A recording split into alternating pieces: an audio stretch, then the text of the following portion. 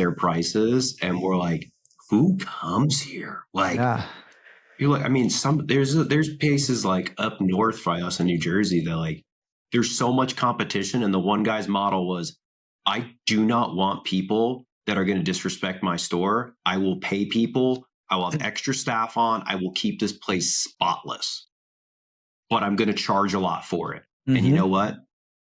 He's still at 5 to 7 turns a day at top dollar, and his margins are 40%. So like, what you can't argue. It's whatever you want to make your model.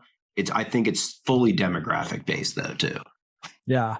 Yeah. There's a lot to consider there, but it is interesting. Like, right. Like, I don't know, for me, it was like, yeah, no brainer. Keep your machines running. And then one of the benefits of having this podcast and just talking to people outside of the podcast is I get to hear how a lot of people think, and we all get to hear, like, if you're listening, right, mm-hmm. we all get to hear how a lot of people think about this business and how they approach it and what their model is.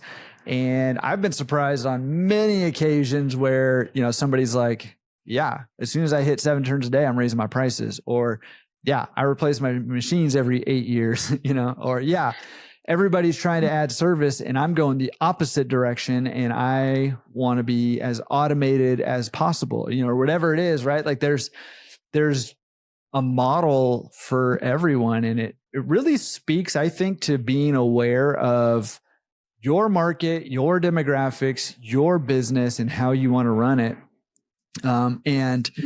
And there is no one size fits all for everybody.